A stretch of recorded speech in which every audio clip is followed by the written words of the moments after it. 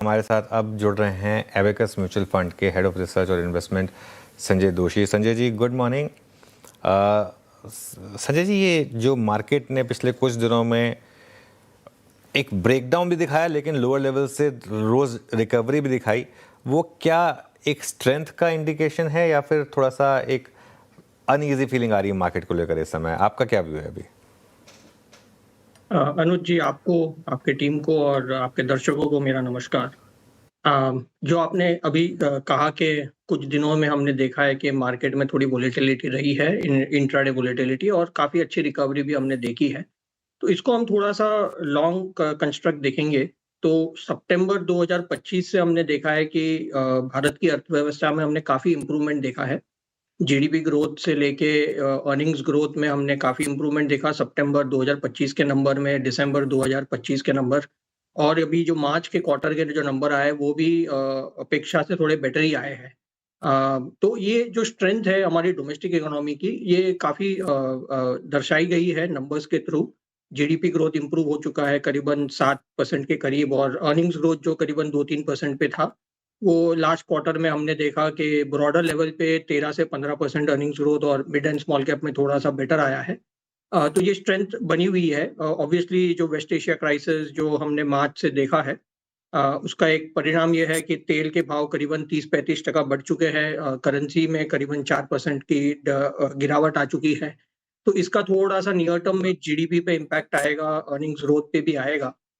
जैसे हमने last time भी कहा था, लास्ट महीने जब मैं आपके साथ जुड़ा था, कि फोर्थ क्वार्टर के नंबर फिर भी ठीक रहेंगे, बट 1Q FY27 के नंबर्स में हमें थोड़े से प्रेशर दिखेंगे, खास करके मार्जिन्स पे। हमने देखा है कि इस क्वार्टर के नंबर चाहे अच्छे थे, लेकिन आगे की जो एस्टिमेट्स है उसमें करीबन 2 से 3% की कटौती हुई है। हमारा ये मानना है कि 1Q में इसका पूरा इम्पैक्ट दिखेगा, और हम आशा करते हैं कि तब तक ये जो वेस्ट एशिया क्राइसिस के जो नेगेटिव्स हैं वो सॉल्व हो जाएंगे जून तक। होपफुली ये क्रूड की जो अनसर्टेनिटी है वो बेटर हो जाएगी, जो हमारे इकोनॉमी के लिए, अर्थव्यवस्था के लिए काफ़ी इम्पोर्टेंट है। और उसके परिणाम में जो मेजर्स हम सुन रहे हैं गवर्नमेंट की तरफ से लेने वाले हैं, शायद फ्लोज भी इम्प्रूव हो जाएंगे, खास करके जब हमारे वैल्यूएशन भी काफ़ी अट्रैक्टिव हो चुके हैं, हम करीबन 18 टाइम फॉरवर्ड हो चुके हैं एट ब्रॉडर इंडेक्स लेवल। तो ये सब देखते हुए हमें लग रहा है कि एक क्वार्टर का शायद पेन है मार्केट में in terms of numbers, but जैसे मार्केट थोड़ा लंबा देखता है, इन्वेस्टर्स थोड़े 2-3 साल के व्यू के पॉइंट ऑफ व्यू से आते हैं, तो भारत की इकोनॉमी करीबन 7% ग्रोथ के साथ और 12 से 15% अर्निंग्स ग्रोथ के साथ हमारे वैल्यूएशन काफ़ी रीजनेबल हो चुके हैं। तो हमारा ये मानना है कि फ्रॉम अ 3-4 ईयर पर्सपेक्टिव निवेशकों को बने बने रहना चाहिए, और स्मॉल एंड मिड कैप में शायद बड़ी अपॉर्चुनिटी मिलेगी यहाँ से। संजय जी नमस्कार। अब हम आपका व्यू बड़ा कंस्ट्रक्टिव है, और इसी कंस्ट्रक्टिव व्यू में मैं सबसे पहले सबसे ऊपर उसी स्पेस को रखूंगा जिससे ये लाजमी है कि हम चर्चा शुरू करें, एंड स्पेशली व्हेन जब कल आरबीआई पॉलिसी है, मॉनेटरी पॉलिसी। आप कैसे देख रहे हैं? आई मीन, इस क्राइसिस का एक इम्पैक्ट पड़ा क्रूड पे। क्रूड ने domestic crude petrol diesel prices को, अगर आप देखें, गैस प्राइसेस को बढ़ावा दिया। और एक चीज़ ये, इसके बाद मतलब बैंक्स पे आपका आउटलुक क्या है ना? और बैंक्स में, प्राइवेट बैंक्स अभी भी लोअर ट्रैजेक्टरीज में सेटल्ड हैं। पीएसयू बैंक्स में मूव अच्छा आए थे लेकिन वो भी ट्रिम हुए। किस पे ज़्यादा कंस्ट्रक्टिव हैं आप इस वक्त, प्राइवेट पे और पीएसयूज पे, या फिर कुछ एनबीएफसीज पर? अगर आप इस पूरे रेट सेंसिटिव्स के सबसे ऊपर वाले खेमे को थोड़ा सा एनालाइज करें तो। आपने सही तरीके से दर्शाया इस सिचुएशन को। एक एफआईआई का जो सेलिंग है वो काफ़ी फाइनेंशियल स्पेस में ज़्यादा रहा है, क्योंकि उनकी ओनरशिप ज़्यादा बढ़ रही है। तो हमने जो लास्ट 3-4 महीने के जो एफआईआई फ्लोज देखे हैं जो नेगेटिव है काफ़ी, $15 बिलियन करीबन मार्च में थे, और अप्रैल में करीबन $5 बिलियन नेगेटिव रहे हैं। तो जहाँ पे उनका होल्डिंग ज़्यादा है वहाँ पे उन्होंने भारत में जो वेट कम किया है, तो उसका परिणाम हमने देखा है। अगर मैं पॉलिसी की बात करूँ, गवर्नमेंट और आरबीआई की बात करूँ, तो आई थिंक ये बहुत क्लियर है कि असेसमेंट हो रहा है कि जीडीपी पे क्या इम्पैक्ट होगा। हमारा व्यू है कि करीबन 0.5% ऑफ जीडीपी ग्रोथ का इम्पैक्ट होगा। ऑब्वियसली हम ये मानते हैं कि ये जो क्रूड का जो अनसर्टेनिटी है और जो रुपी पे जो प्रेशर है, वो करीबन 1 आध महीने में स्टेबलाइज हो जाएगा, और crude over a period of time 70-80 या उसके नीचे आ जाएगा, जिससे अर्थव्यवस्था को सपोर्ट मिलेगा। तो 0.5% का जीडीपी इम्पैक्ट हो सकता है। बैंक्स के पॉइंट ऑफ व्यू से अगर हम देखें तो क्रेडिट ग्रोथ काफ़ी अच्छा इम्प्रूव हुआ है, जो दर्शाता है कि भारत की इकोनॉमी में जो स्ट्रेंथ है, जो डिमांड है, वो अभी भी काफ़ी स्टेबल है। क्रेडिट कॉस्ट काफ़ी लो रहा है, ऑब्वियसली यहाँ से नीचे नहीं जाएंगे, बट स्टेबल रह सकते हैं। तो ओवरऑल वैल्यूएशन अट्रैक्टिव हो चुके हैं फाइनेंशियल्स में, चाहे आप पीएसयू ले या प्राइवेट बैंक्स ले। कुछ एनबीएफसी में काफ़ी बड़ी रिकवरी हो सकती है, अगर डिमांड रिकवरी हमने देखी है एमएसएमई और ओवरऑल हाउसिंग साइड में। प्लस ब्रॉडर फाइनेंशियल मार्केट्स में हमारा व्यू काफ़ी पॉजिटिव है। तो हम सिर्फ बैंक्स और पीएसयू प्राइवेट के भी नहीं, बट ओवरऑल फाइनेंशियल स्पेस में ब्रॉडर फाइनेंशियल्स, इंश्योरेंस से लेके मार्केट पार्टिसिपेंट्स में भी काफ़ी अच्छी तेज़ी बनी रह सकती है। ओके, ये जो पावर ट्रांसमिशन स्पेस है, इसमें ज़बरदस्त रैली हो रही है। हिताची, जी वर्नोवा, सीजी पावर जैसे स्टॉक्स, ये यहाँ पर आपके पोर्टफोलियो में स्टॉक्स हैं क्या, और क्या भी होगा इन स्टॉक्स पर? देखिए, पावर में काफ़ी बड़ा ट्रांजिशन हो रहा है रिन्यूएबल्स की तरफ, सिर्फ भारत में ही नहीं, ग्लोबली। और जो डेटा सेंटर का जो स्पेशल डिमांड है आ रहा है in terms of power consumption, इसका भी एक बहुत बड़ा पॉजिटिव रहा है इफेक्ट। पावर टीएनडी में ओवरऑल ग्लोबली हमने देखा है कि डिमांड बहुत स्ट्रांग है।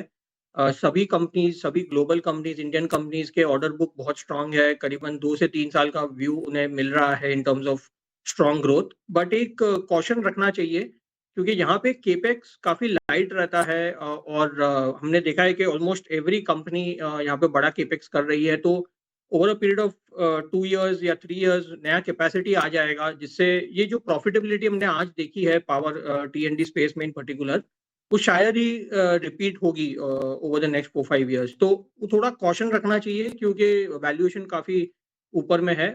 जैसे हम आपने हमारे पोर्टफोलियो के बारे में कहा कि हमारे पास भी 1-2 स्टॉक्स हैं हमारे पोर्टफोलियो में। अबैकस फ्लेक्सी कैप में इन पर्टिकुलर देयर आर 1 और 2 नेम्स जो हम ये थीम खेल रहे हैं, बट हम थोड़े कॉशियस है कि क्या हम वैल्यूएशन पे कर रहे हैं, और हम चाहेंगे कि सिर्फ एक सेगमेंट में नहीं, हम ऐसे स्टॉक्स ले जहाँ पे हम पावर टीएनडी के साथ कुछ और सेगमेंट्स में भी पार्टिसिपेट कर सके, चाहे वो रेलवेज हो, या सेमीकॉन हो, या कोई और भी एक कॉम्बिनेशन मिले, ताकि थोड़ा सा बैलेंस रहे over a period of cycle. अच्छा संजय जी, कल आईटी में एक बार फिर से बड़ा कोलैप्स था।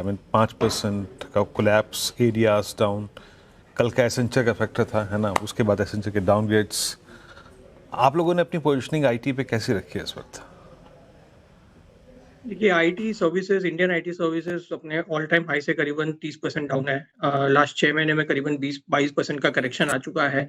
और इसका एक बड़ा पहलू है जो टेक सेक्टर में जो चेंजेस हो रहे हैं। तो अबैकस में हम बहुत ही एक यूनिक इन्वेस्टमेंट फ्रेमवर्क फॉलो करते हैं, जिसे हम मीट्स फ्रेमवर्क कहते हैं, जिसका एक पहलू हम इवैल्यूएट करते हैं कि नियर टर्म इवेंट्स है या स्ट्रक्चरल ट्रेंड है जो कोई इंडस्ट्री को इम्पैक्ट कर रहा है। तो हमारे व्यू में आईटी स्पेस में जो टेक का जो जेन एआई से लेके जो भी डेवलपमेंट हो रहा है, बहुत फास्ट पेस्ड है, और इसका impact IT services, Indian IT services पे रहेगा। थोड़ा सा बिजनेस मॉडल इनका चेंज करना पड़ेगा इन टर्म्स ऑफ प्राइसिंग और delivery model. Near term cost pressure भी आएंगे, क्योंकि आपको ये बेनिफिट पास करने पड़ेंगे कस्टमर को, अपने एम्प्लॉयज़ को ट्रेन करने के लिए कॉस्ट लगेगा। तो ये हमें देखना पड़ेगा कि ये किस तरह से स्टेबलाइज होता है। नियर टर्म में थोड़ा सा इम्पैक्ट रहेगा, और मे बी 2-3 क्वार्टर के बाद हमें थोड़ी बेटर आइडिया मिलेगी कि कौन सी कंपनीज बेटर पार्टनर कर सकते हैं ये बड़े प्लेयर्स के साथ। नया जो टेक इवोल्यूशन हो रहा है वर्ल्ड में, उसमें किस तरह से इनकी भागीदारी रहेगी, और उन विनर्स पे हम शायद फोकस कर पाए। बट नियर टर्म में हमें लगता है कि थोड़ा सा रेवेन्यू प्रेशर भी रहेगा और प्रॉफिटेबिलिटी प्रेशर भी रहेगा, तो थोड़ा अनसर्टेनिटी रहता है। और जब हमने देखा है कि सेक्टर में अनसर्टेनिटी हो तो मल्टीपल्स पे ज़्यादा इम्पैक्ट आता है, और वही फिलहाल हो रहा है इंडियन आईटी सर्विसेज के साथ। अर्निंग्स डाउनग्रेड अभी आएंगे, बट वैल्यूएशन पहले ही कंप्रेस हो जाता है। तो हम काफ़ी कॉशियस है। हमारे पोर्टफोलियो में हम बहुत ज़्यादा अंडरवेट है आईटी सर्विसेज पे, और जो भी आईटी एक्सपोजर है वो करीबन प्रोडक्ट कंपनीज पे है, जहाँ पे ये रिस्क कम है। चलिए, अच्छा, तो इस समय संजय जी आपके हिसाब से बड़ी थीम क्या है? जैसे पिछले 3-4 साल में कुछ थीम्स निकली, डिफेंस निकली, ईएमएस निकली, अभी पावर ट्रांसमिशन निकली, कोई ऐसी बड़ी थीम जो आपको लग रहा है अगले 3-4 सालों में बड़ी बन सकती है? श्योर। भारत के पॉइंट ऑफ व्यू से कंजम्पशन एक बड़ी थीम रहेगी और प्रीमियम कंजम्पशन हमारे व्यू में जैसे इकोनॉमी की साइज बढ़ती है, पर कैपिटा इनकम इम्प्रूव होता है, हमने देखा है कि एक लेग के बाद एक बड़ा स्पाइक आता है प्रीमियम कंजम्पशन पे, तो ये बड़ी थीम हो सकती है। दूसरा, भारत में मैन्युफैक्चरिंग की जो इंटेंसिटी है वो काफ़ी कम है। हम करीबन 14-15% ऑफ जीडीपी मैन्युफैक्चरिंग में है और गवर्नमेंट की कोशिश है कि ये करीबन 25% तक जाए। एक्चुअली ये ज़रूरी भी है, the kind of tech evolution जो हो रहा है और जो फाइनेंशियल सर्विसेज और आईटी सर्विसेज पे इम्पैक्ट आएगा, तो एम्प्लॉयमेंट पॉइंट ऑफ व्यू से भी मैन्युफैक्चरिंग को पिकअप करना बहुत ज़रूरी है। प्लस मैन्युफैक्चरिंग में भी स्ट्रक्चरल चेंजेस हो रहा है, जैसे रिन्यूएबल की तरफ या डेटा सेंटर से लेके सेमीकॉन मैन्युफैक्चरिंग से की तरफ जो चेंजेस आ रहे हैं, जहाँ पे भारत ने काफ़ी अच्छी पॉलिसीज़ बनाई है, गवर्नमेंट ने काफ़ी सपोर्ट किया है कैपिटल सब्सिडी और पीएलआई के थ्रू। तो ये एक बड़ा थीम हो सकता है। हमारा मानना है कि नेक्स्ट 10 साल के लिए मैन्युफैक्चरिंग एक बहुत बड़ी थीम होगी इंडियन कॉन्टेक्स्ट में, इंडियन मार्केट के पॉइंट ऑफ व्यू से। और हमारे पोर्टफोलियो में काफ़ी यूनिक आइडियाज़ हमने इनकॉर्पोरेट किए हैं, जो ये नए सेक्टर्स की तरफ होगा, इंक्लूडिंग केमिकल वैल्यू चेन और पूरा सप्लाई चेन पे हम फोकस कर रहे हैं। संजय जी, ऑटो पे आपका टेक क्या है इस वक्त? और थोड़ा सा अगर आपकी प्राइस डैमेज तो हुआ है, आई मीन अच्छे स्टॉक्स इस स्पेस में अगर आप देखें, लेकिन एमएनएम इस दौर की लोएस्ट ट्रैजेक्टरी में ट्रेड कर रहा है। मीनवाइल टाटा मोटर पीवी ने अच्छा किया है। आपका झुकाव थोड़ा सा ईवी की तरफ बढ़ा है क्या? देखिए, ऑटो की डिमांड काफ़ी स्टेबल रही है। इनफैक्ट ये स्पेस में काफ़ी सपोर्ट रहा है। टू व्हीलर्स में काफ़ी रिकवरी हमने देखी है। जो गवर्नमेंट ने जो सपोर्ट किए हैं in terms of improving income in the hands of people bye tax cut और जो जीएसटी रैशनलाइजेशन से भी जो बेनिफिट मिला है, प्लस जो गवर्नमेंट सोशल स्कीम्स पे स्पेंड करती है, उससे काफ़ी इनकम लेवल पे इम्प्रूव होता है। और एट एंट्री लेवल ये बेनिफिट देखा है हमने।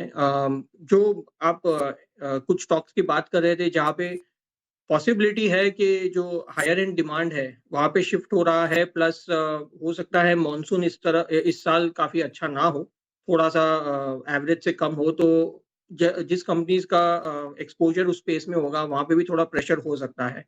बट ओवरऑल हमें लग रहा है कि डिमांड काफ़ी स्टेबल रहेगी। 5 से 10% का ग्रोथ हमें दिखेगा most of the auto demand side पे। काफ़ी कंपनीज में मार्जिन्स भी स्टेबल रहेगी, या अगर मेटल्स के भाव स्टेबल रहेंगे तो यहाँ से इम्प्रूव भी हो सकते हैं।